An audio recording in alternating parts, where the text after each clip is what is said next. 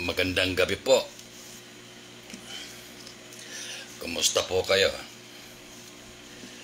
Kumusta doon sa mga kaibigan natin? Yung mga ka-Facebook po natin. Luzon, Visayas, Mindanao, lalo na po yung mga viewers po ng Puna at Banat Aksyon Balita. At yung mga kaibigan din po natin dyan po sa page ng Puna at Banat Aksyon Balita at maging dyan po sa PBRN, Puna at Banat. At Puna at Banat Media Broadcast Group, magandang gabi po sa inyo. Alam nyo, mangungumusta lang po ako, bagamat na yung iba natin mga kababayan ngayon, lalo na po dito sa Luzon, marami pong binaha dahil po dito kay Julina. Ito po yung bagyong humagupit po sa kanila. Halos lumutang ho yung kanilang mga bahay. Matindi po ang tubig na dinadanas po nila. Gusto ko lamang pong bigyan ng daan. Ito pong pabago-bago ng desisyon ng IATF. Marami pong napahamak dito. Alam niyo ho kung bakit. Maging yung mga kapatid ho natin sa hanap buhay, sa broadcast media, maging yung mga broadcast at tabloid, television, radio station, at hindi lang po yan, maging yung mga kababayan po natin nationwide. Dahil sinabi ho ng pamahalaan na tayo po ay nasa GCQ. So marami na hong bumiyahe at naglabasan sa kanila pong mga probinsya at lumawas na po yung iba ng Metro Manila para magtrabaho. Dahil ang alam ho nila, nasa GCQ na ho. So ang hindi ho nila akalain, bigla hong binago. Naging MECQ, Modified Enhanced Community Quarantine. So, ang reaksyon ho ng mga kababayan natin ng mga Pilipino, lalo na ho yung mga botante at yung nagbigay ho ng posisyon sa ating pamahalaan, ano ba to? Linuloko na lang ba tayo ng mga naiupo natin na pinagkakatiwalaan ng sambayan ng Pilipino na dapat sila ang tumingin kung ano po yung kanilang karapatan ng bawat mamamayang Pilipino na hindi po sila mapapahamak. Marami na hong lumabas para magtrabaho. Dahil ang buong inaakala ho nila, nasa GCQ na po tayo. Partikular ho ang NCR. Marami hong tumawag sa akin kanina, yung mga kababayan po natin na lumawas ng Metro Manila, bumiyahe po sila, halos hindi ho sila natulog, naghanda po sila para makaluwas sila at makapagtrabaho na at para kumita. Nung pagdating ho nila ng Manila, ang sagot sa kanila ng kanilang manager, kanya-kanyang employer, na nasa MECQ, binawi ng gobyerno yung unang pahayag nila na dapat GCQ. So yung iba lumabas ho galing sa kanilang mga probinsya na kulang yung kanilang mga pamasahe at yung iba hindi na kumakain. Ang laking gulat ho nila, bayan, dahil Nung pagdating ho nila sa kanilang mga trabaho, hindi po sila nakapagtrabaho. Sila po ay mangha na mangha sa ginawa ho ng ating pamahalaan. So talagang lawlaw na lawlaw. Alam niyo ho ba kung ano ang ibig sabihin sa lawlaw? Sa wikang Tagalog. Sa amin ho kasi sa Bicol, ang lawlaw, yung malaki yung suot mo at para bagang mayroon kang itinatago na los-los. Linos-los nyo yung taong bayan. Isipin nyo, yung mga restaurant ho, maliit, malaki, mga 5-star hotel, yung mga restaurant, at yung mga karanteriya, mga kaibigan, sila po ay naghanda at namili ng maaga para sila po ay magkapaghanap buhay na. Namili ng mga gulay, karne at isda. Tapos bigla na lang ho na i-announce ng ating gobyerno, mali pala. Pasensya na ho kayo. Nagkamali ho kami. Nagkamali kami sa pagbibigay ng announcement. Ano ang gagawin ng iba nating mga kababayan? Lalo na ho yung mga nakapamili na. Hindi ho biro. Lalo na ho ngayon na nasa critical ho ang ating bansa. Nasa pandemic ho tayo. Ang tindi ho na dinaranas ng sambayan ng Pilipino ngayon. Yung mga nakausap ko kanina, kaya nga kanina ho may habang nakikinig ako ng balita, yung mga owner, may-ari ng mga restaurant, ang comment ho nila bakit ganon ang ginawa ng ating gobyerno? Kami ho nakapamili na. Hindi ho kami natulog at naghanda kami, nagpalinis kami. Inayos namin yung aming mga negosyo, mga restaurant, para pagbukan liwayway, kinabukasan, kahit na paano mayroon na sila mga customer. Kasi pagka nag-JCQ ho, mga kaibigan, kahit na paano, pinapayagan ho yan ng IATF at ng gobyerno, kahit na 30%, pwede hong mag-dine-in. Pwede hong kumain. So nabigo ang sambayan ng Pilipino. So ngayon, ang tanong ho natin sa gobyerno, mga namumuno ho sa ating pamahalaan, namumuno sa ating gobyerno, tama ba yung ginagawa nila? Tama ba yung kanilang mga ipinaparating na information sa sambayan ng Pilipino, sa taong bayan?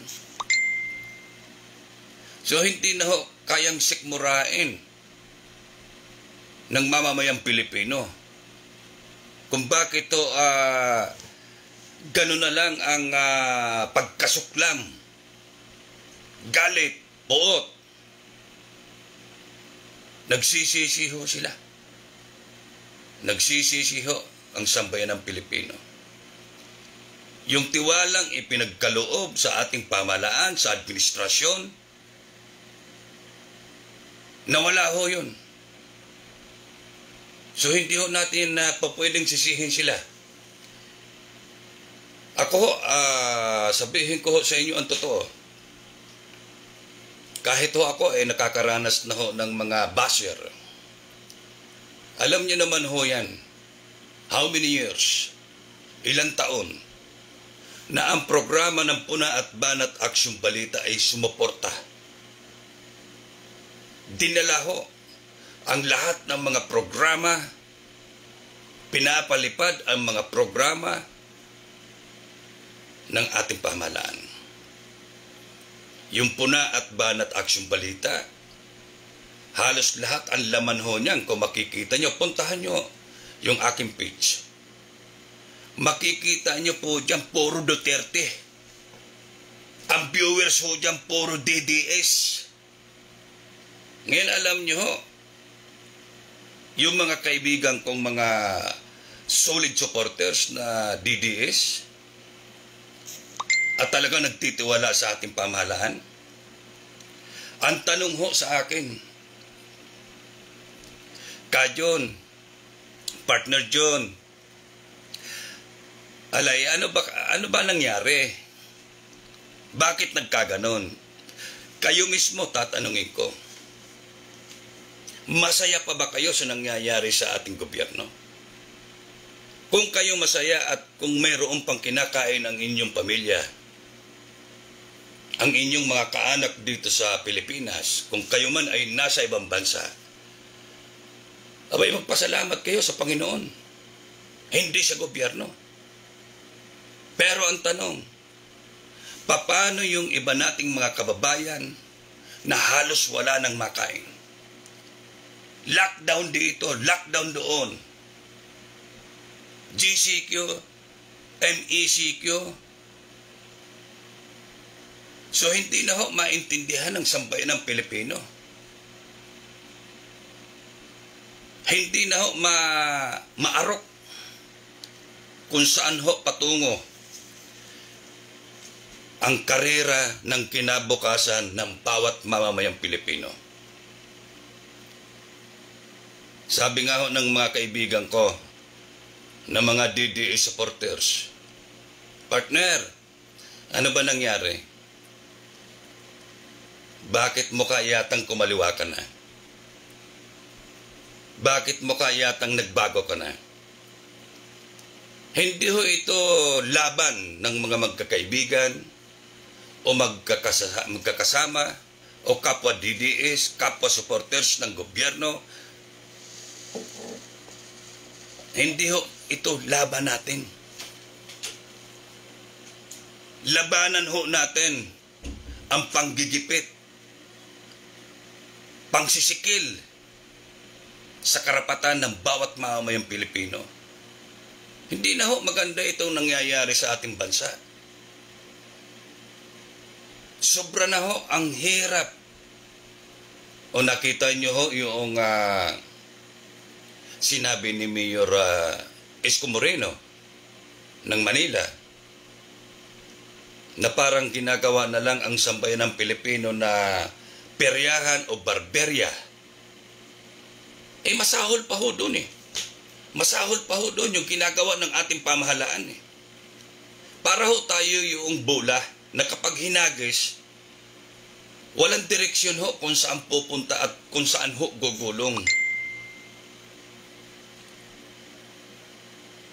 Marami hong nagalit sa akin ng mga kaibigan ko. Dahil ako po ay, sabi ko nga sa kanila, sa darating na eleksyon, tayo po ay magkanya-kanyang manok. Magkanya-kanya tayong mamanukin. Ibig sabihin, alam nyo naman yan, hindi naman tayo mga bata. Kanya-kanya tayong susuportahan. Hindi ito laban ng bawat magkakaibigan. Labanan ho natin kung ano yung nangyayari ngayon. Na krisis, kahirapan. Ano ba yung nakikita natin sa takbo ho ng ating pamahalaan? Apektado na ho ang sambayan ng Pilipino. Ang tinti na ho yung kanilang sakripisyo. Halos 2 taon na ho tayong naghihirap dito po sa COVID na to eh. Di ba? Tapos bigla nating mababalitaan Hindi kasalanan ng taong bayan yan na mayroong mga kumita dyan sa medical supply. Tapos yung mga nai-appoint pa ng administrasyon hindi ba kayo nagtataka? Ang inappoint ho ng administrasyon puro mga dayuhan, hindi ho mga Pilipino. At hindi pa ho yung tinatawag natin ng mga ekonomista. Wala na bang tiwala ang gobyerno sa kasalukuyan sa mga Pilipino? Wala na bang tiwala sa kanilang mga kababayan?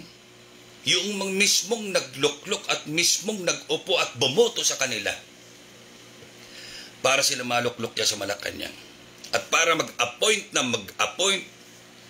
ng mga sekretaris, sekretarya. Masakit man hong isipin, pero yun ho ang totoo Yun ho yung ipinakikita ng ating kasalukuyang administrasyon. Kayo masaya pa ba sa ginagawa ng administrasyon ngayon? Si Calvo ho, isa rin ho ito sa sumuporta sa administrasyon. Sabi ko nga ho kanina tingnan nyo yung aking page. Yung programang Puna at Banat Aksyon Balita. Ang laman ho dyan, puro Duterte. Puro DDS. Pero hindi ho nakakapanghinayang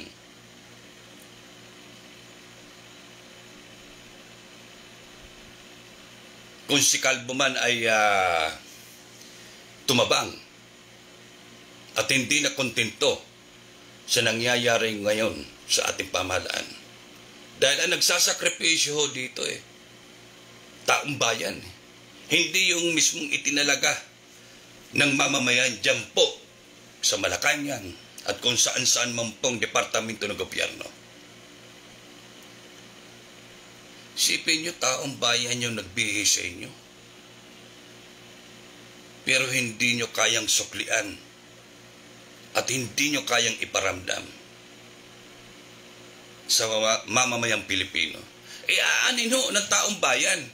Yung tinatawag ho natin na belt dyan. Yung napakagandang mga kalsada. Aanin ho, yun ang sampay ng Pilipino. Kung gutom ho, kung mamamatay na yan, wala nang makain. Sa palagay nyo, kaya pa ba nilang dumaan dyan? Kung sila ho, nakaluwa na at nakalawit na yung kanilang mga dila sa hirap at gutom. Ngayon, sino yung magsasabi na sipag lang yan, sipag at tiyaga?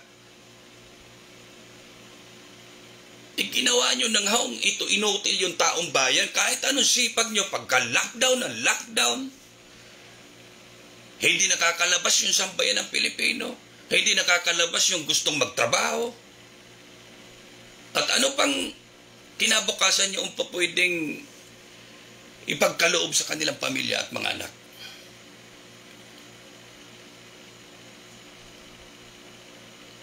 Ay nagkataon lang ho ngayon na malapit ng eleksyon. Malapit na ho ang filing ng COC. Kaya hindi rin ho natin masisisi yung ibang mga nakaupo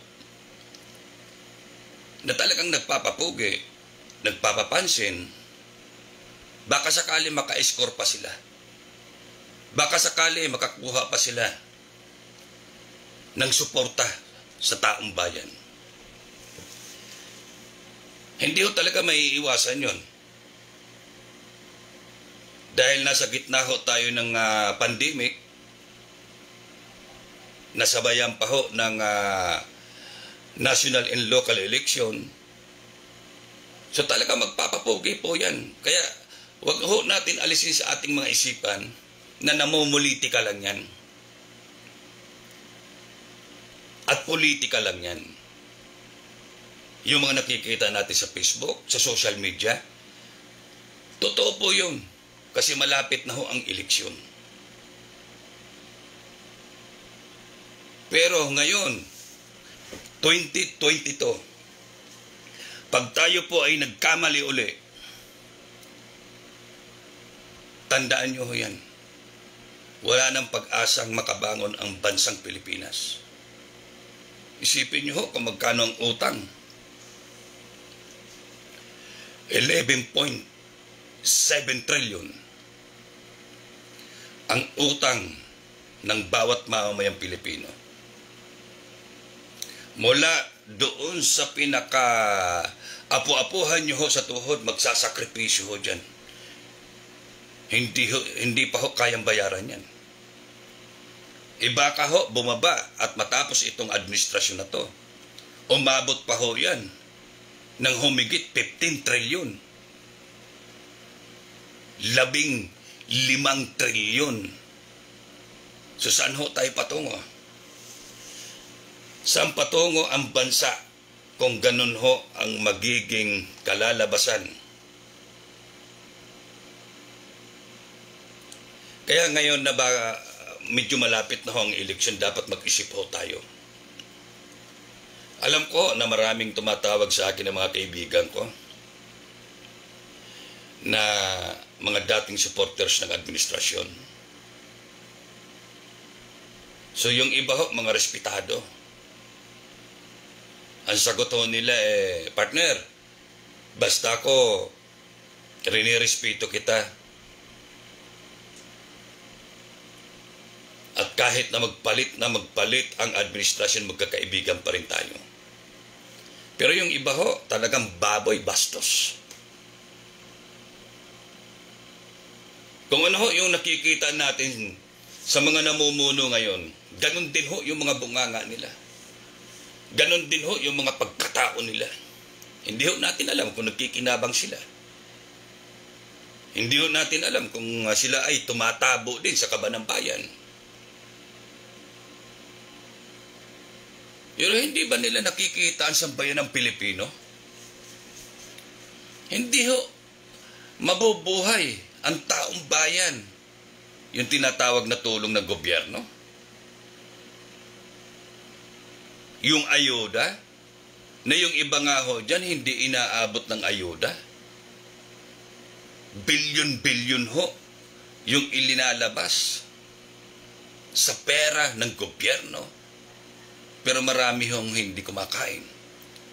Marami ho yung hindi nakakatanggap ng ayuda.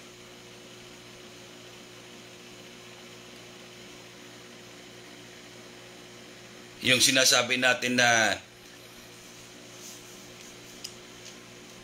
mayroong kumikita, ang lagay ho ba dito ho sa supply ng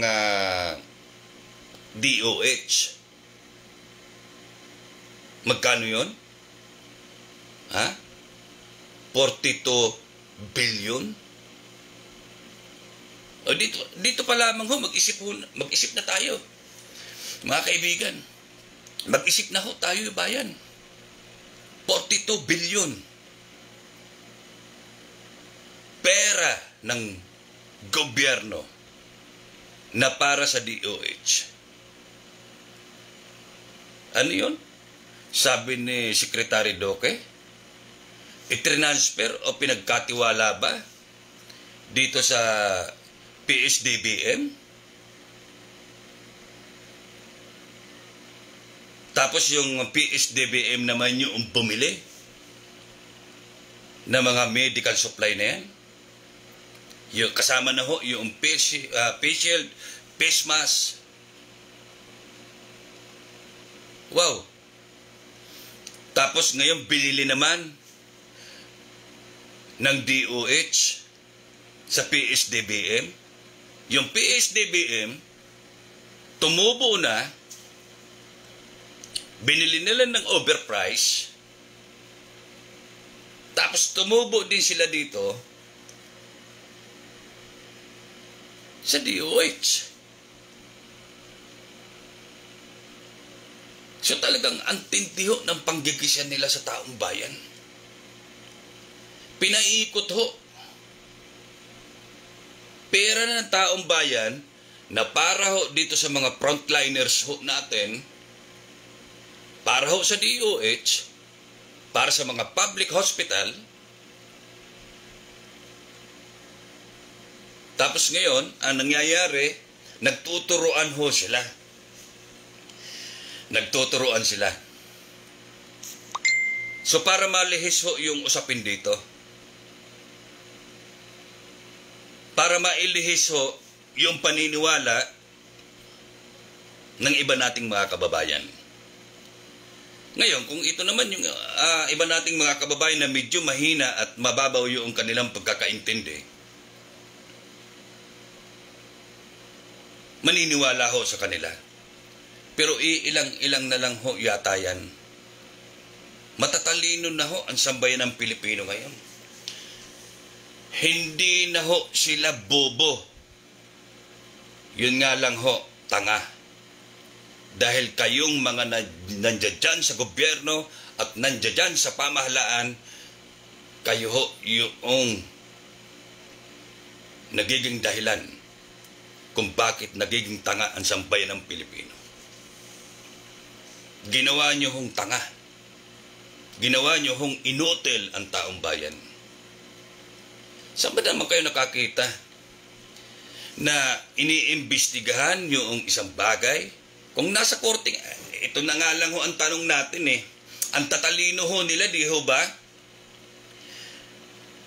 Lahat ho yan mga abogado eh. Lahat ho yan mga lawyer. Ang tatalino ho nila eh. Wala hong bobo sa kanila eh. Lahat ho sila. Saan kayo nakakita ng korte na linilitis yung kaso na po pwede kang yung sasabihin mo sa judge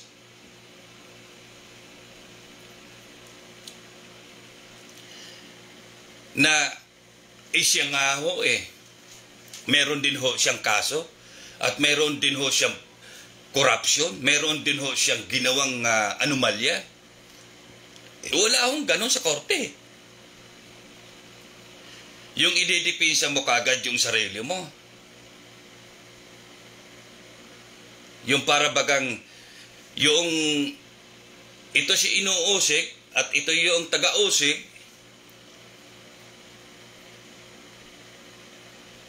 Kung ikaw ang inuusik, parang gusto mo yung parang maproteksyonan mo kaagad yung sarili mo.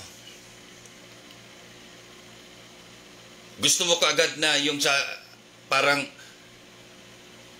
magpapail ka kaagad ng counter demand. Meron bang ganun?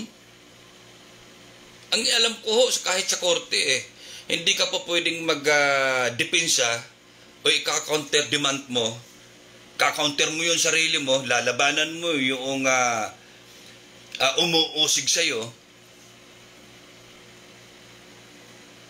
na nakademanda ka at linilitis ka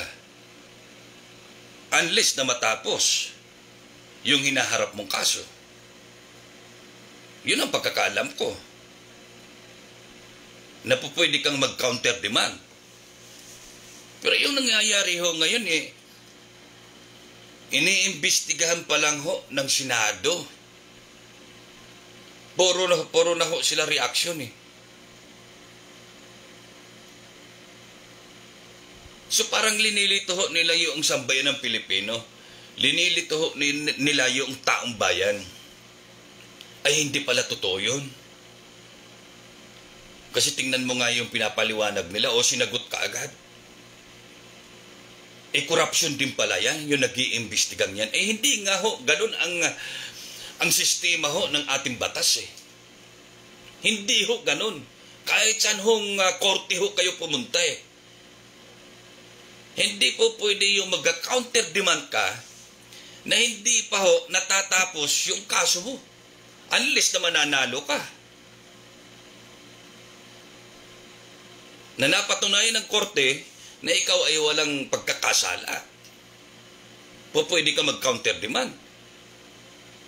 Pwede mong balikan o idemanda yung nagdemanda sa'yo. Kanya-kanyang linis ho sila eh. So ito ho yung masakit sa atin eh. Ito ho yung malaking bangungot ho sa sambayan ng Pilipino eh. Pero ang hindi ho nila naiintindihan kung ano ho yung dinaranas ng sambayan ng Pilipino.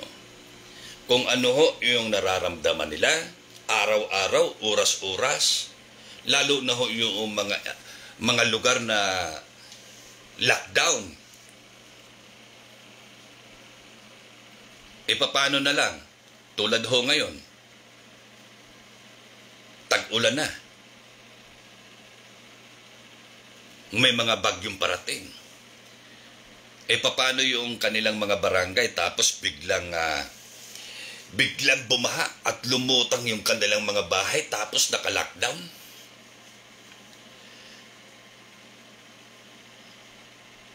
So ano kaya mangyayari doon sa ating mga kababayan? Para ho silang mga manok na nasa kulungan. Na makikita mo na lang lumulubo na yung kanilang mga katawan dahil nalunod na ng tubig. Ito yun ang nangyayari sa atin. 2 taon na tayo naghihirap sa lockdown. 2 taon na naghihirap dito po sa sinasabi nilang COVID na hanggang ngayon ho wala pang solusyon ang ating pamahalaan. Kaya nga sinasabi ho ng mga eksperto, yung mga nakakaintindi, mismo sila ho, sinasabi nila, hindi naman sila matalino. Pero kung titingnan ho natin, parang mas may alam pa ho sila eh. Tama ho yung kanilang ginagawa at sinasabi. Yun nga lang, hindi ho sila makagalaw at hindi ho sila makatulong. Wala ho silang power. Dahil mismo ang ating mga nandiyan ho sa nasyonal, sa DOH, sa IATF, sa Malacanang, hindi naman ho sila nakikinig sa mga suggestion eh. Yung advice, hindi ho sila nakikinig eh. Hindi ho sila nakikinig. Kahit na ho sila, sino ang mag-advise ho sa kanila.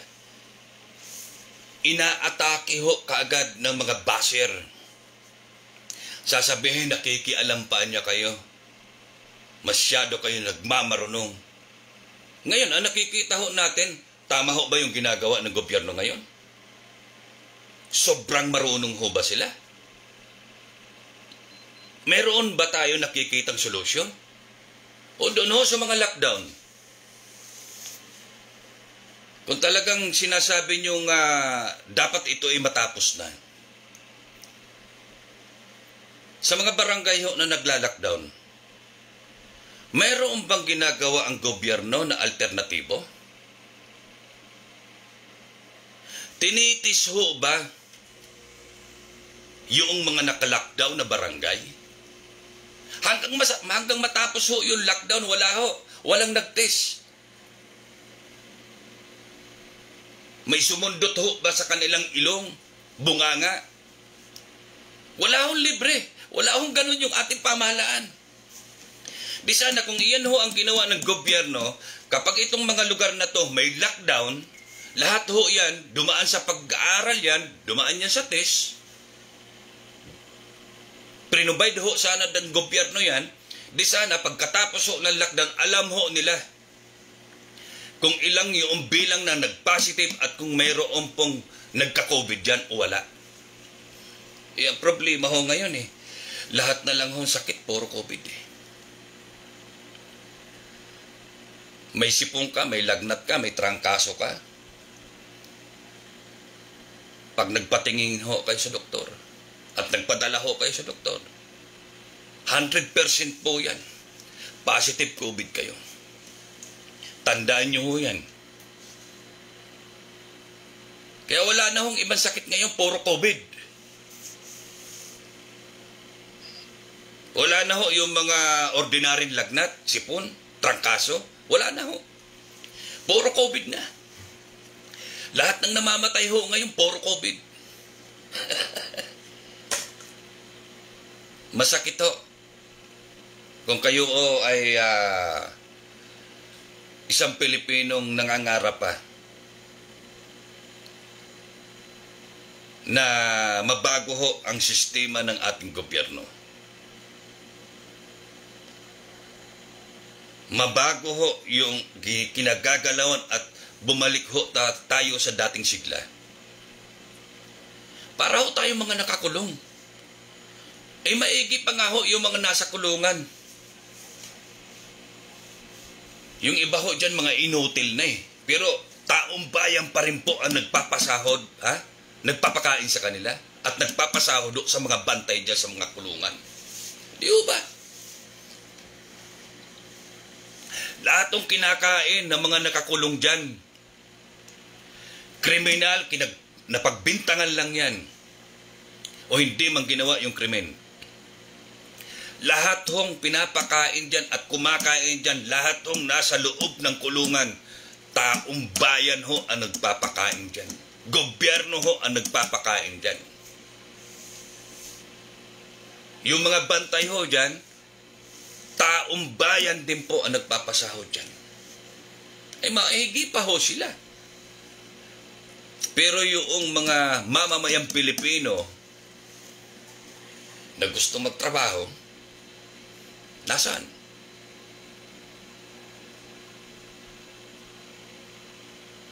Isipin nyo ho ng maigi yan. Kung kayo ho ay mayroong sentido komun, sasabihin ng iba dyan, ng mga kababayan natin, sipag at tiyaga lang yan. Kung talagang tamad ka, walang mangyayari sa buhay mo. Talagang magugutom ka. Ngayon ho, kahit na mga negosyante, kahit ho may mga pera, wala na ho. Ubos na yung mga pera nila.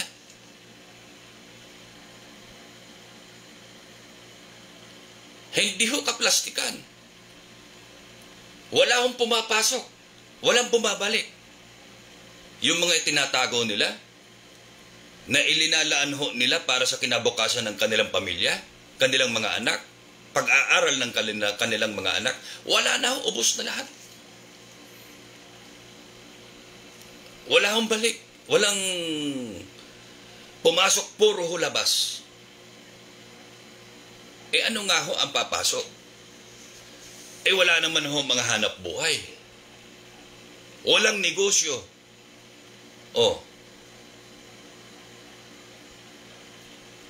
Di ba? Kung meron man ho, pailang-ilang lang dyan na panakaw-nakaw lang. Hinuhuli pa ho. Ilang na yung nahuli. Kahit yung mga kantin at restaurant. Na nagbabakasakali ho sila na kumita para sa kanilang pamilya, makapaghanap buhay. Ilang na ho yung nahuli dahil ho sa paglabag ho ng protocol na ipinatutupad ho ng IATF at ng gobyerno. Pero ho yung nawawalang pera ng taong bayan na linulustay ho ng pinagkatiwalaan ng sambayan ng Pilipino. Nasaan? Nasaan po?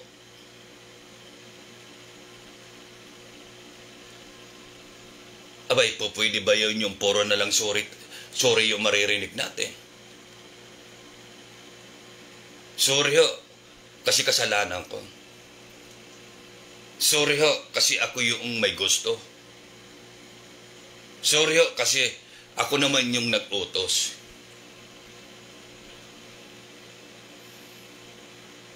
Hindi na ho nakakatuwa. Kaya yung ibang mga basher, lalo na yung mga kababayan natin, na mga supporters ho ng pamahalaan, yung mga DDS, mag-isip ho kayo ng maigi. Paganahin nyo ho yung sentido komun nyo. Masaya pa ba kayo? Yung pamilya nyo dito sa Pilipinas, kung kayo ay nagtatrabaho dyan sa ibang bansa, tanungin nyo sila. Alamin nyo kung ano yung kalagayan nila. Kung sila ay masaya pa sa nangyayari ngayon sa pamahalaan.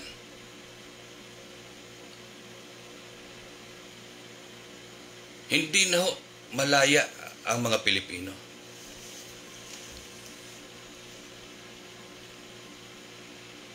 MECQ, GCQ, ECQ, saan man ho tayo lumagay dyan?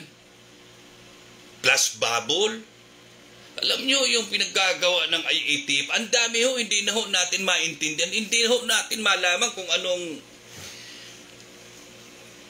gusto ho nilang palabasin eh. Litong-lito na ho ang taong bayan.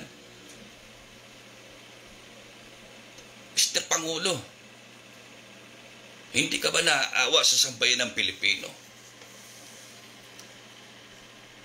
Litong-lito na ho ang taong bayan. Hindi na ho nila alam kung saan ho lalagay. Isipin nyo, meron pa hong lumabas yung tinatawag nilang granular lockdown. Isipin nyo po yan. Anak ng tinamaan ng lawlaw. Ay mabuti pa ho ito si lawlaw eh.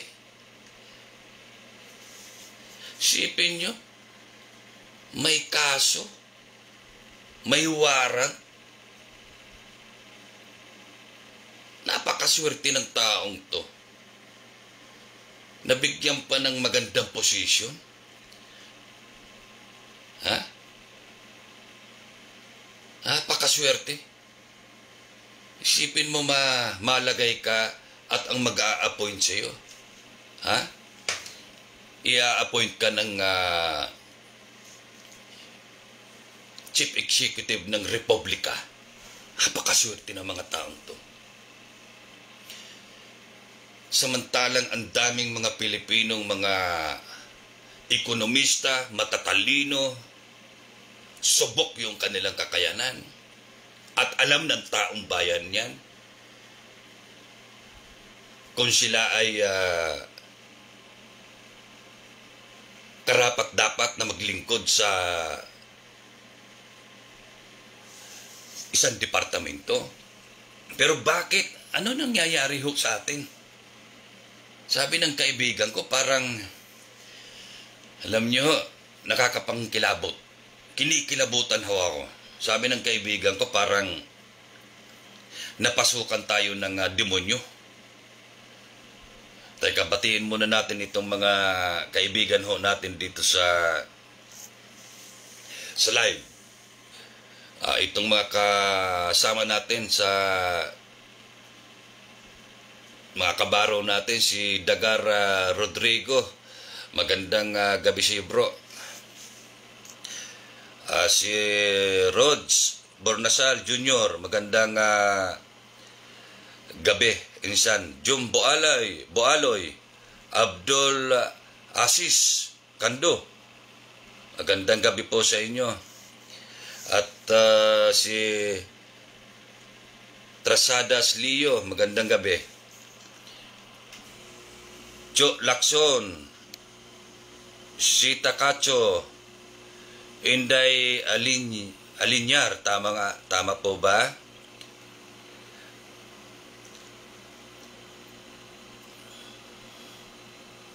Yung mga nanood sa atin eh. At nakita ko din dito si Parenti Ridalisay. Yung isa rin po itong broadcaster. At nakasama ko po ito diyan po sa may Julia Vargas sa DCXQ. Yung kanyang programa po isa rin po ako sa minsan pagka hindi po sila nakaka-angkor, ako po yung nag-a-angkor doon sa Bayan at Kabuhayan. Ayun, naalala ko pa ho, medyo matagal na pong panahon. O, yan yung mga kasamahan po natin sa broadcast, Rosalinda Corsega. Magandang gabi. So yun po, yung aking damdamin at kuro-kuro lang ho. Dahil dama ho natin nararamdaman ho natin yung hirap na pinagdadaanan ng taong bayan. Alam nyo ho ba, kayong mga nandiyan dyan sa national, mga appointed, itinalaga ng Pangulong Duterte, ang taong bayan ho hirap na. Parang awa nyo na ho. Huwag nyo na ho kaming i-dribble. Na para bagang ang gusto nyong sabihin hindi naman ako ang may alam dyan Parang nagtuturoan ho sila para lituhin ho yung paniniwala ng sambayan ng Pilipino. So hindi ho yun ang kailangan namin Ang kailangan ho ng taong bayan, solusyon. Makita, maramdaman. Yun ho yung kailangan namin.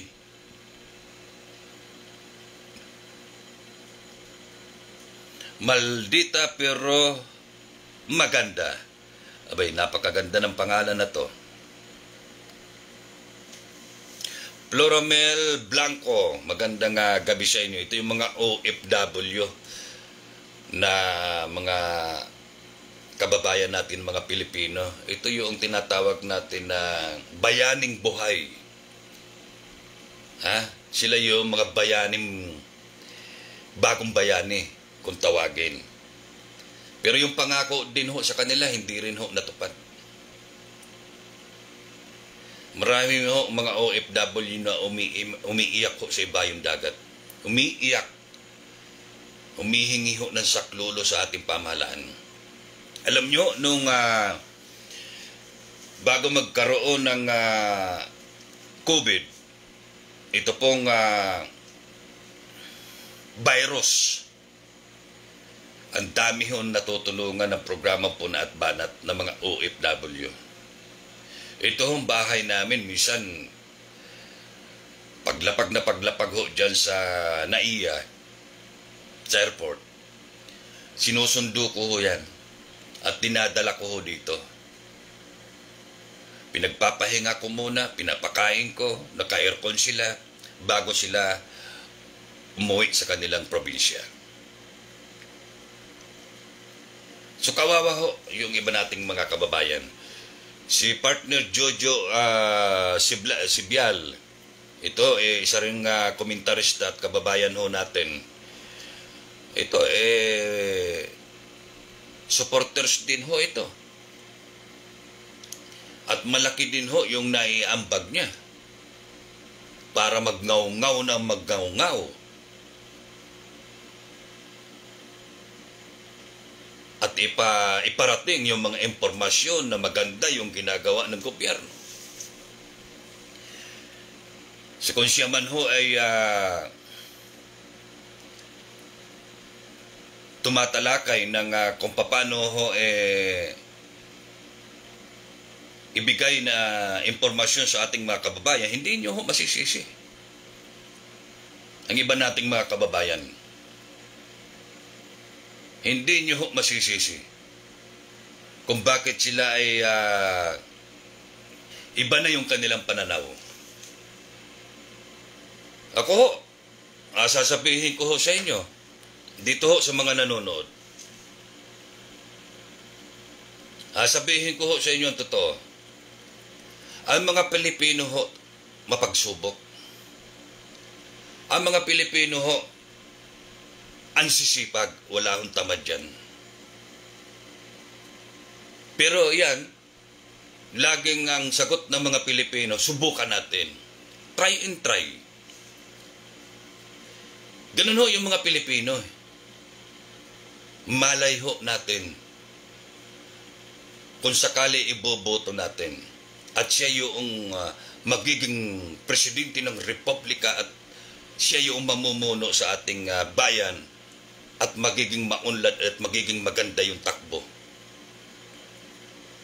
Mapagsubok ko ang taong bayan. Lagi ho silang nagtatry tuwing panahon ho ng eleksyon. Hindi lang ho sa gobernador, mayor, barangay chairman, senador, congressman, lalo na ho sa presidente. Lagi hong try and try, lagi ho silang nanunubok. Pero, yan ang katatandaan nyo ho. Ang sambayan ng Pilipino ho, hindi ho lahat yan tanga. Wala hong bobo. Walang bobong pinanganak sa mundo. Kahit nga ho aso Ha? Yung mga hayop ibon nga ho nagsasalita Manok, baboy nga ho napapasunod, tao pa kaya. Wala hong bobong pinanganak sa mundo. Walang bobong linalang ng Diyos. Tanga marami. Dahil sa inyo na pinagkalooban ng posisyon ng sambayan ng Pilipino. Kayo ang gumagago sa taong bayan. Kung bakit nagiging tanga ang taong bayan dahil sa inyo. Pero pag nagkaisa yan, tandaan nyo yan. Iyan din ang babagsak sa inyo. Kaya itong darating na eleksyon, kung hindi man mananalo, yung mga gustong tumakbo dyan, maghanda-handa na ho kayo. Hindi nyo ho alam kung ano ang pulso ng taong bayan. Yung sorbe, Pulse Asia ba yan? Kung ano man yan, hindi ho totoo yan. Huwag ho kayo maniwala dyan. Naalala nyo ho nung tumakbo si Villar?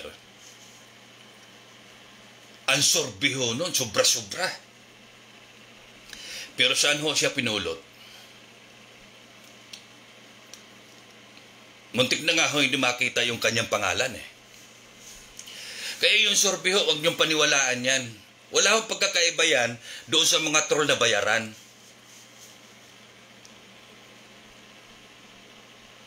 Kung maniniwala ho kayo. Pero ang damdamin ho ng sambayan ng Pilipino, yung kanila pong dinaranas, araw-araw, oras-oras, hindi po papasa ang sorbiho sa kanila. Hindi po papasa yan. Kaya lahat naman ho, pwedeng tumakbo diba? Nagkakagulo na yung mga nandiyan dyan sa administrasyon. Hindi ho nila malaman kung sino yung magiging presidente at yung magiging running for vice president. Lahat ho sila Pero yung kalaban ho nila tahimik Hindi pa nga ho nagdideklara Niwala nga ho siyang binabanggit na tatakbo siya Si Leni Robredo, minarinig ho ba kayo na tatakbo siya? Nagpahayag na ba siya na ako ay tatakbo ako sa pagkapangulo? Wala ho kayo marinig Yung Ali, ayun ho, nasa Orbampor naglalakad araw-araw. Kung magpahinga ho alas 12, alauna, alas 11 ng gabi. Andun ho sa komunidad. Nandun ho sa bawat probinsya na mga kababayan ho natin na nangangailangan ng tulong. Kumain ho kasi kayo ng lugaw. Yan ang problema sa inyo Hindi kayo kumakain ng lugaw, kaya ayun, tingnan nyo tuloy. Mga malnourished ang utak nyo. Main kasi kayo ng lugaw. Ang sarap-sarap ng lugaw Tapos ayaw nyo kumain. Abay, magugulat ho kayo. Ha? Kung paano kayo yakapin ang laylayan. Ha? Ni Leni Robredo. Si Leni, wala ho kayong marinig. Kahit na ho, kulang na nga lang basagin. Araw-araw, oras-oras ng mga basher. Babuyin, bastusin. Kulang na nga lang ho, balatan eh. Pero may narinig ho ba kayo kay Leni Robredo na nag-comment siya? May narinig ba kayo na sinabi siya na may tinukoy na tao o vlogger o basher na gano'n yung ginawa ng isang basher? Wala ho kayong marinig. Wala ho siyang ibinabalik doon sa mga tao na mga pumupuna sa kanya. Dahil yun ho ang totoong tao. Yun ho ang tunay na public servant. Yun ho ang tamang tao para sa publiko, para magdala ng bawat mamamayang Pilipino. Public servant ka eh. Public service ka. Government official ka. Abay, dapat tanggap mo na punahin ka. Lalo na ang popuna sa'yo, taxpayer, taong bayan, opposition man yan o administrasyon at kung ano man linalang yan. Wala ko kayong marinig kay Leni Robredo. Basta siya, trabaho lang, nakayuko. Basta paggising niya sa umaga, pupunta siya doon sa mga kausap niya.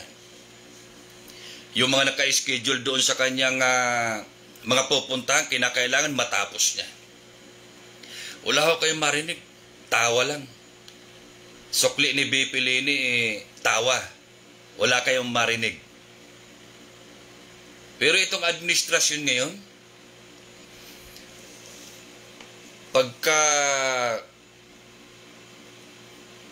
nagbibigay ng ulat sa bayan, talk to the people, maririnig nyo eh. Pinupunan niya yung mga nagbibigay ng advice, yung mga bumabatikos. Karapatan ho yan ng taong bayan eh. Kung hindi na ho sila masaya at kung mayroon po silang napupuna, ay dapat lang naman pong punahin kayo. Dahil taong bayan ang naglagay sa inyo dyan sa posisyon. Taong bayan ang bumoto sa inyo. Kaya wag nyo hong pagmamayabang yung 16 million na bumoto sa inyo at yumakap sa inyo sa nakaraang 2006 eleksyon.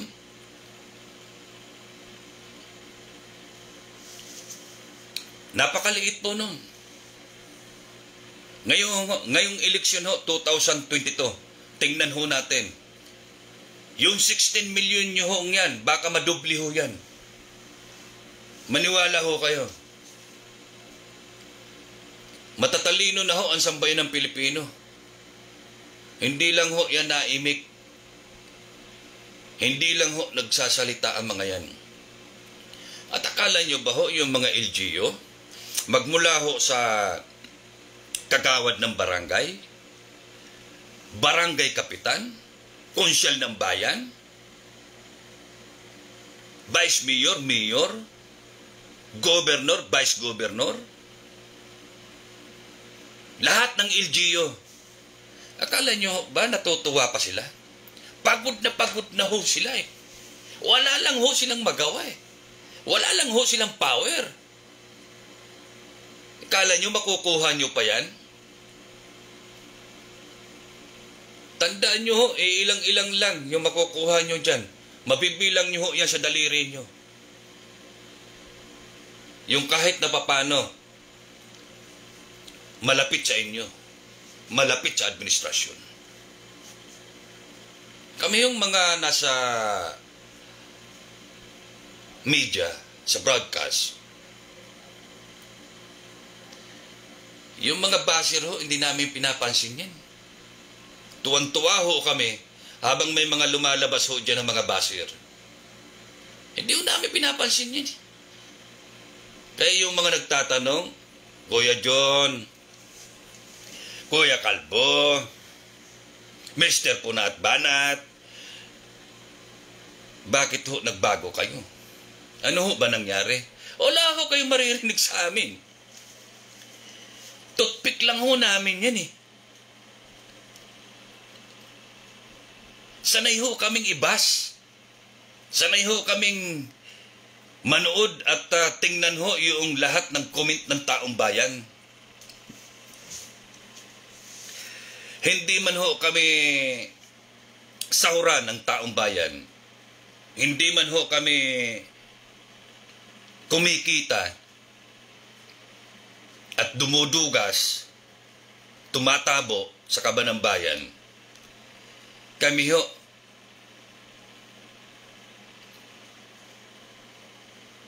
nagtatrabaho din at nagpaparating ng mga tamang impormasyon sa sambayan ng Pilipino. Kaya tama yung sinasabi kanina ni pareng Jojo Sibyal. Humihingi ho siya ng dispensa. Napanood ko sa kanyang live kanina, sa live streaming niya. Nahuli ka. Huli nga siya. Ha? Kaya parang ang lumalabas, sama Jojo, sinungaling ka. Di ba? Tama ho ba yun? Sinabi ng IATF na GCQ. Tapos natulog ka lang paggising mo. Pagmumog mo biglang di mo pa na ibubugay yung tubig na minumog mo bigla na lang may sumigaw. Oy Jojo, oy Kalbo, mga sinungaling kayo. Hindi totoo yung mga binabalita nyo. O di ba? Ang daming nabiktima ho. Lahat hong media nabiktima. Yung mga naglabasan ho sa dyaryo. Broadjet. Tabloid. Yung mga report sa television, sa radyo. GCQ. Abay, natulog lang ho silang saglit eh. Paggising ho nila, MECQ. So anong iisipin ho ng taong bayan? Yung lahat ng mga media, puro mga sinungaling at fake news. Yung kanilang mga binabalita. Sa inyo ho nang galing yun eh. Ang media ho, nag-aantay lang ho yan ng balita. Kung ano yung mga magaganda at pangit, kung ano yung pwede at hindi pwede. Yun lang ho yung ibinabalita ng media. Kaya wala ho doon sa yung sinasabi ng mga vloggers na iba, at yung mga basher, na sinasabi nilang fake news yan dahil taga-media, mainstream media yan, fake news yan. Abay, mag-isip ho kayo. Ang mga media ho, may mga lisensya yan. Takot ho yan makuryente. Alam niyo ho ba kung anong ibig sabihin ng kuryente? Doon sa mga basher? Term ho yan ng mga media. Ang ibig sabihin ho ng kuryente, baka mali at mali yung ipinarating na balita at nasagap. Ang mga iyan ho, bago ilabas nila yung kanilang ibabalita, nag-iimbestiga po ang mga yan. Nag-iimbestiga po yan.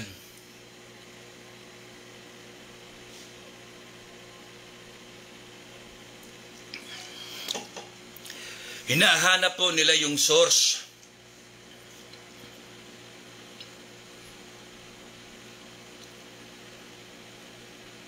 Ganun po ang mga totoong media. Unless yung mga nagmimedya-medyahan. 5Ws in 1H po yan. Alam nyo, kahit na yung mga reporters well-trained po yan. Tinitraining po yan. May mga seminar po yan. Yung iba po dyan, hindi pumapasa. Kapag nag-report ho kayo, lalo na ho yung mga reporters, pag inangkor ho yan,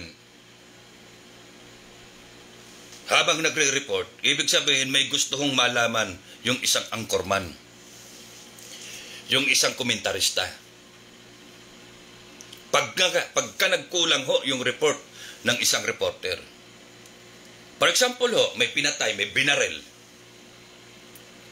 patay man yan o buhay, on the spot report po yan eh. So magbabato ho ng balita ang reporter sa radio station o TV station man ho yan. Pag inangkor ho yan at tinanong ho yan ng isang broadcaster o commentator, ibig sabihin ho nagkukulang doon ho sa kanyang i-report. Mayroong mga detalye na nakakaligtaan. Alam niyo kung bakit? Hindi naman ho natin salina lahat ng mga vloggers at doon po sa mga basher kung kayo po ay nagmamarunong. Sa amin po detalyado po yan, kaya takot po kaming makuryente. Dahil ang balik ho ng libel, hindi ho biro yun. Kaya yung pagre-report ho ng isang reporters, pag nagkulang ho yan, inaangkor ho yan. Tinatanong ho yan ng angkor.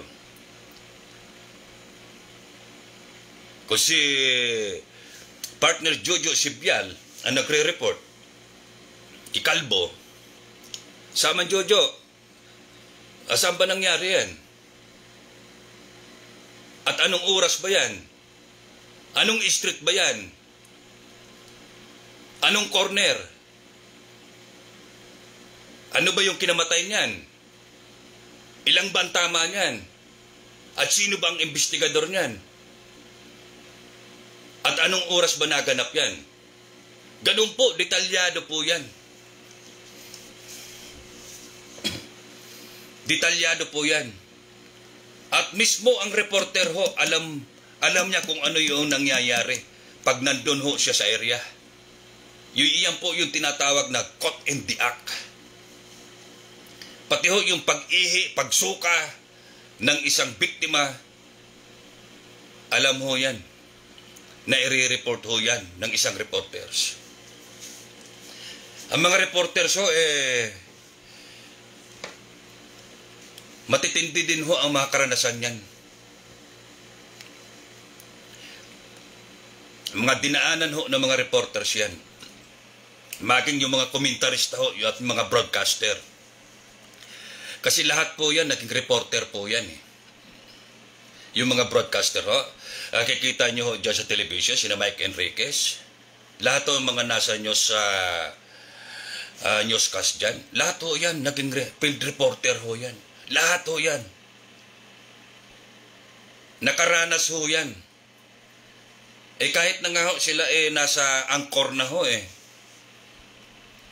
lumalabas pa ho sila Mas gusto nila at nai-enjoy ho nila yung makita ho nila aktual, caught in the act. Nakita niyo si Jessica Soho, bumabiyahe yan kung saan yung may mga gera. Kung saan nagbabakbakan, andyan ho yan. Dinadanas ho yan ng mga taga-media, reporter at anchorman. Yan mga jarista, broadsheet man yan, at kung ito man na ay tabloid. Dinadanas po yan. Pero ang pinakamahirap po sa lahat, tandaan nyo ho yan. Ito na ikukwento ko lang, ang reporter. Ako, nung nasa police reporter ako, 1989, mayroon pong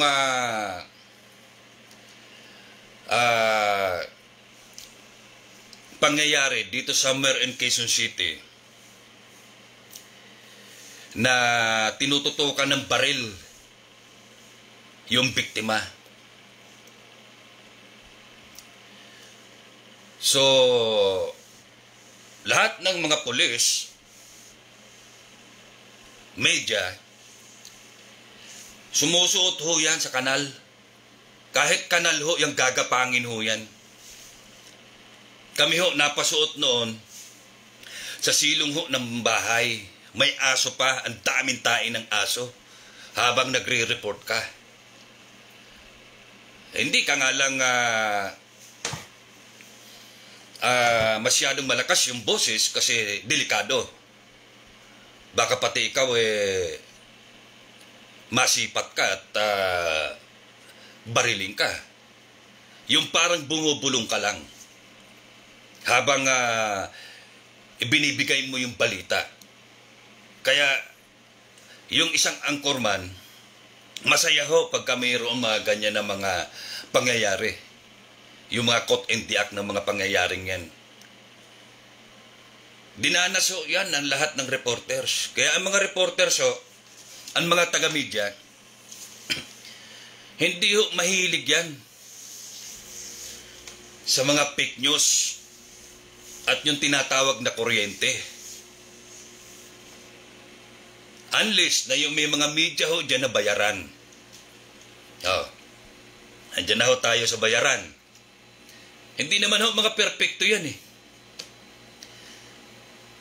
Pero kami ho, nag-uusap-usap nga ng mga broadcaster at mga kasama sa media. Yung mga radio station ho ngayon na iba, binaboy na ho ng mga vlogger eh. Nung araw ho, hindi po pwede yan. Magmura lang kayo. Patatawag ka ng program director.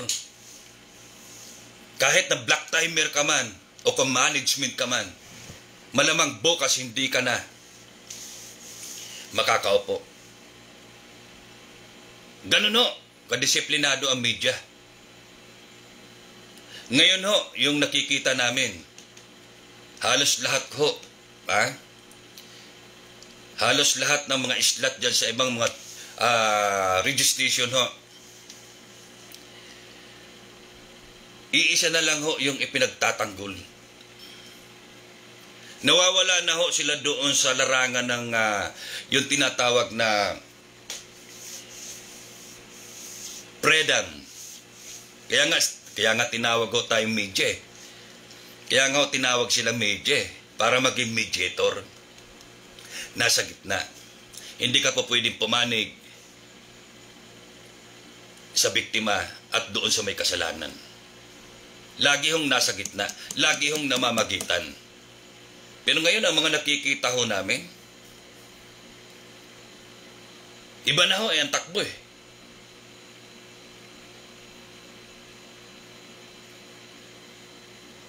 Hindi nyo ho ba na naririnig yung iba nating mga kababayan, lalo na yung mga kasama namin sa hanap buhay? Ang inaatake na lang ho nila yung kalaban ng administrasyon eh. O, di ba? Yun na lang yung inaatake nila eh. Noong araw ho, yung Channel 4, Radyo ng Bayan, balansi ho sila kung magbigay ng balita ho sa taong bayan. Nakita ko lang ho yata ngayon na balansi at parang hindi ho namumulitika. Yung Armed Forces Radio, yung DWDD, yun lang ho yung nakita ko eh. Na parehas pa rin pong magbalita. Ewan ko kung ano nangyari dito sa PCUO eh. Oo ng oo eh. Dapat nga ho itong PCUO lahat ho ibinabalita eh. Di ba? Sa administrasyon man niya o kaya nasa opposition. Aba yung pinapasahod ho dyan eh. Pera ng taong bayan yan eh. Hindi naman pera ng administrasyon yan eh. Hindi naman pera na nakaupo yan eh. Pera ng taong bayan yan. Pera ng mga taxpayer yan, mga kaibigan.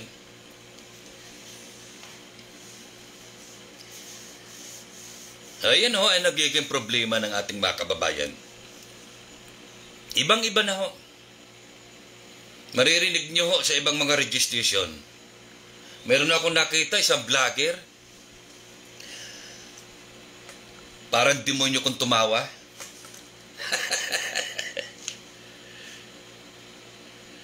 Yung ibinabalita niya, yung dinidiscuss niya, nanonood siya doon sa mga report na galing na sa mga TV station. Yung ipinaplas niya doon sa computer. Tinitingnan niya yung mga report doon. At yun naman yung kinokomentaryuhan niya. Abay, ang totoong taga-media ho eh. Hindi ho ganun mag-isip. Kami ho, hindi naman kami perfecto eh. Ay, si Calvo, may nakita ba kayong binabasa? May pinapanood?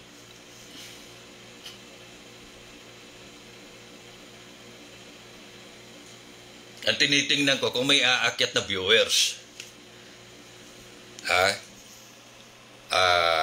Basahin natin to. Tama ba? Maricar Valdez Beltran. Magandang gabi po sa inyo. M. Nuez, magandang gabi. Nili Bornasal Seblero, magandang gabi. Si Bro Edwin Moreno, Korika, Jan, Idol. Yung mga kasama natin to, ito mga tropa natin to, mga veteranong media na rin to. Ito si Ogie Binaraw. Yan, mga veteranong mga columnist yan. Kasamang John, thanks for great to my birthday. God bless you and your family. Makasama po natin yan eh. Si Sid Bongganay. Bonghanoy ba? Bonghanoy. Said, magandang gabi.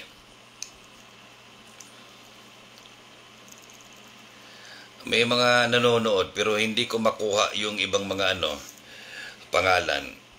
Gilbert SMG de la Cruz. Yun lang po, yung pinag-uusapan po natin. Hindi pa ho kasi ako inaantok kasi kanina galing po ako sa restaurant sa Tita Wings Kitchen and Restaurant sa Muntinlupa. Masakit lang po kasi siyempre alam na po ng mga tao sa restaurant, gabi pa lang ho namili na sila ng mga lulutuin, baboy, baka, isda, lahat ho kasi putahe. Kasi sa Tita Wings sa Kitchen and Restaurant po, marami pong laging stock po yan. Kasi kahit na ho, tayo ay naka-lockdown, nasa pandemic, tuloy-tuloy ho yung order at pagpapadeliver po ng mga order sa riders. So ang pinag-usapan nga ho namin doon kanina,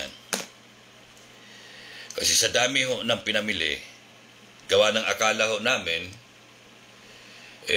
nasa GCQ na ang Metro Manila. So kahit na papano,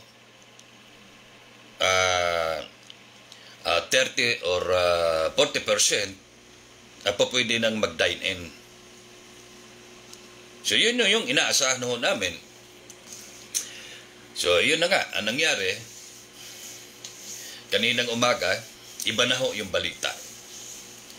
nasa MECQ. Eh dapat to kanina, daming tao. So hindi na ho namin pinapasok yung mga taong gustong pumasok doon sa restaurant sapagkat bawal nga po.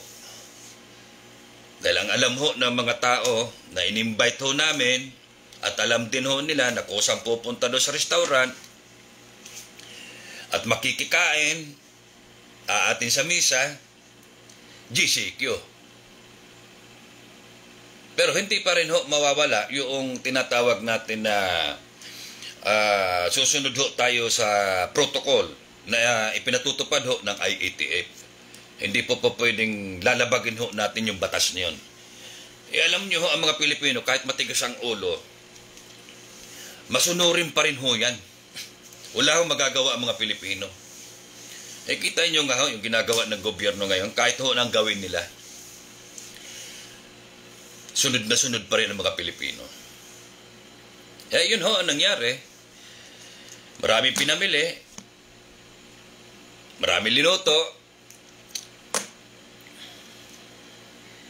So, aywan ko, nung pag-alis namin doon, kung ano nangyari doon sa mga linuto, baka pinamigay na lang kaysa masira. Maraming taong dumating. Pero pagkakuha, lumalabas na lang sila at umuwi na lang ng bahay. Dinadala na lang yung pagkain, yung iba kasi bawal nga po sa loob. So ang inaasahan po kasi namin kanina, makakapagpa-dine in. Kasi libre ho kanina eh. Libre ho yung lahat ng pagkain, lahat ho putahe, libre. Ang daming putahe ho yung matitikman nyo sana kung nandun kayo. Nakita kong putahe doon na 35 na putahe. Iba-ibang klaseng putahe at luto. Yung mga masasarap po na natitikman nyo sa mga 5-star hotel,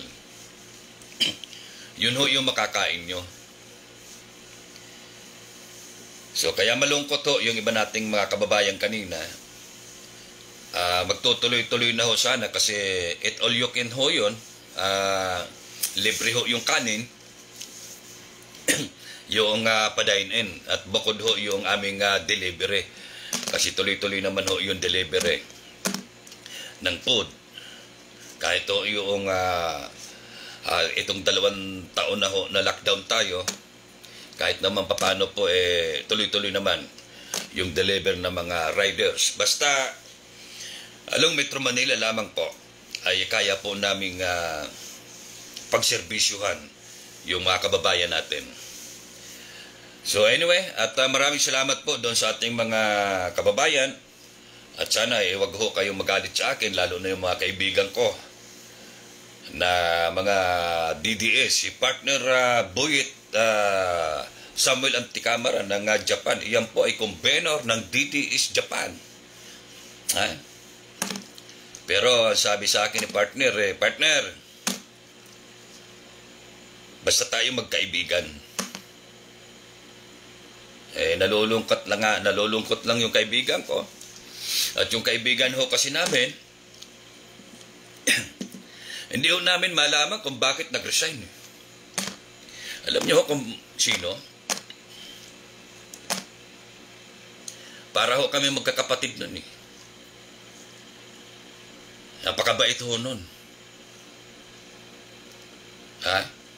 Yung dating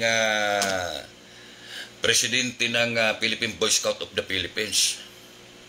Alam niyo ho ba kung sino? Yung naging sekretary ho ng Department of Budget and Management, DBM. Si Secretary Wendell Abisado. Kaibigan po namin nun. Dati ho, pinupuntahan ko yan sa Malacanang eh. Pero nung maging sekretary ho siya ng DBM, at lalo na ho, nung nabalitaan ho namin na nag-resign ho siya, nalungkot ho kami. Alam niyo, first time sa history po yan. Appointed ho. At kababayan, 22 years, hindi lang. na naging administrator ni Pangulong Duterte sa Davao, isipin nyo mag-resign as a secretary ng DBM. Kayo po, di po ba kayo nagtataka? Ako nagtataka. Kaya nga, biruan ho namin ni partner Samuel baka hindi kinaya partner yung utot ng Davao. Yung amoy ba ng utot?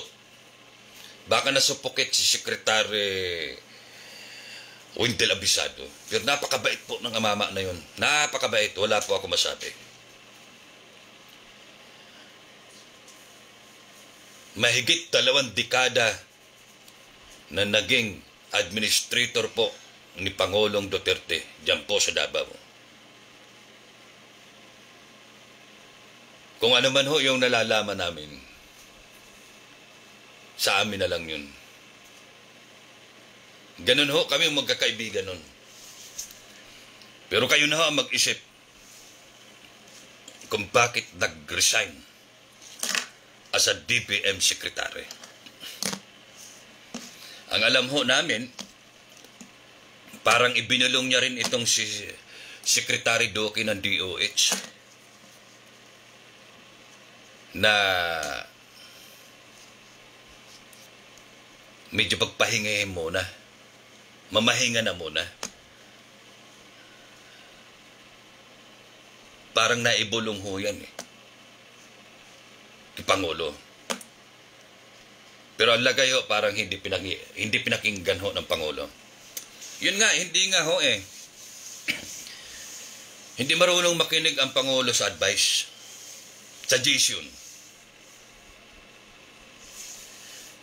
Magagaling ho kasi yung kanyang mga nai-appoint na mga secretaries. Sobrang ang gagaling po. Mga perfecto po lahat. Kalahin nyo ba naman na hindi maging perfecto yan? GCQ na, natulog lang si Sibyal, si Calvo. Paggising kinamagahan, MACQ na. O di ba mga perfecto? Ang gagaling. Ilang departamento ng gobyerno na puro retired military.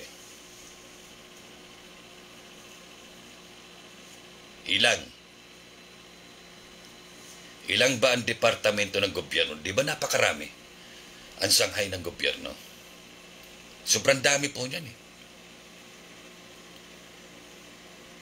Halos lahat ho yan, mga retired military. Alam niyo ang mga yan, mga mayayaman na ho yan bago magretiro. Yung pagkakapanalo pa lang ho ng Pangulo, binaliwala ho ng mga seniority sa Philippine National Police, sa PNP. Binaliwala ho yan. Binaliwala. Kahit ho sila nasaktan, kahit ho linabag yung mga protocol ho at mga patakaran ho ng PNP, ang pinairal pa rin po ng mga seniority sa Philippine National Police. Respeto, tiwala. Aalala niyo ho ba yun? Pagkapanalo ng Pangulo, sino yung ginawa niyang PNP chief? Di ho ba si Senador Bato? Ilang star ba yung nakapatong sa balikat ni Senador Bato bago naging PNP chief? Biglang naging 4. Isipin niyo ho kung ilang yung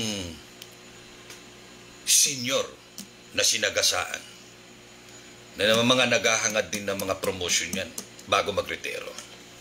Napakaswerte ho ng mama na yan. Napakaswerte. Talagang pinagpapala. Sipin nyo nanalo pa senador.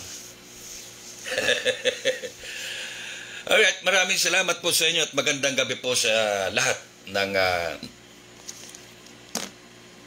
sumakay po dito at sumili po sa ating live. Kumustahan lang po tayo, lalo na yung mga OFW at yung aking mga kasangga dyan po sa media, mga kabaro po natin. Maraming salamat po sa inyo at magandang gabi at pagpalain po tayo ng poong may likha. Harinawa po, bukas sinagan po tayo ng mapayapang araw at mawala na ho sana yung mga sinungaling sa ating bansa. Maraming salamat po sa inyo at magandang gabi.